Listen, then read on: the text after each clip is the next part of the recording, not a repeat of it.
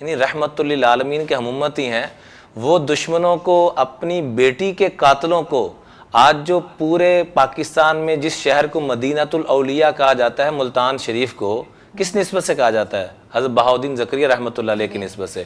وہ کس کی اولاد میں سے ہیں؟ کبھی تاریخ پڑھ کے تو دیکھیں۔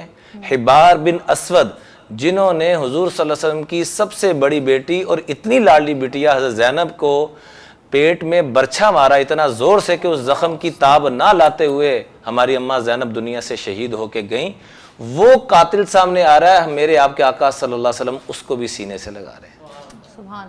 ہم مولا علی کا نام لیتے ہیں، خدارا وہ تو اپنے قاتلوں کو سینے سے لگا رہے ہیں، ہم اپنے بھائیوں کو سینے سے لگانے کے لیے تیار نہیں، میاں بیوی جڑنے کے لیے تیار نہیں، والدین اولاد جڑنے کے لیے تیار نہیں۔ تو یہ لوگوں کی اس رات میں بھی بخشش نہیں، چاہے وہ حجر اسود کے اندر اپنا منہ دے کے رو رو کے مانگتے رہیں، تب بھی فرمایا ایسے ظالموں کی بخشش نہیں جو دلوں میں دوسروں کی نفرت یا دوسروں کا انتقام رکھتے ہوں۔ اس بابرکت رات میں ان بیماریوں سے ہم نے توبہ کرنی ہے۔ اللہ کے محبوب علیہ الصلوۃ والسلام سے پوچھا کہ قیامت کب آئے گی؟ کافی ساری علامتیں بتائیں، لیکن فرمایا جب یہ علامت پائی جائے گی تو پھر اس کائنات، قیامت کا مطلب ہے کہ اللہ ناراض ہو کر اس کائنات کو تباہ کر دیں گے۔ علامات قیامت کا مطلب کہ اللہ کی ناراضگی کی بڑی بڑی علامتیں، یہ مطلب ہے علامات قیامت کا۔ تو پوچھا گیا سب سے بڑی اور خطرناک علامت کون سی ہے؟ تو فرمایا جب ماؤں کو ذلیل کیا جائے گا، اور خاص طور پہ فرمایا جب بیٹیاں ماؤں کو ذلیل کریں گی، جب بہو ساس کو ذلیل کرے گی۔ حضرت فاطمہ کے ہم اتنی باتیں کرتے ہیں، ہم باتونی بابے رہ گئے ہیں صرف۔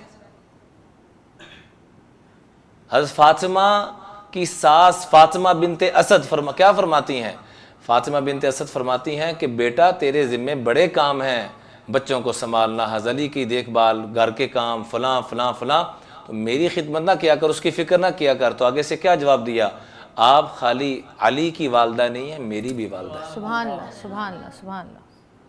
تو گزارش یہ ہے کہ گھروں کو، اور ساری زندگی میں بہنوں سے درخواست کروں گا، اور آپ کے واسطے سے اپنی تمام دیکھنے والی ماؤں بہن بیٹیوں سے درخواست کروں گا، ساری زندگی خاتون جنت، ایسی خاتون جنت نہیں بن گئی، یہ خوبیاں تھیں جو اللہ کو بڑی پسندیدہ ہیں، ہم بھی اپنائیں گے، ہم بھی ان کے قدموں میں جائیں گے۔ بے شک۔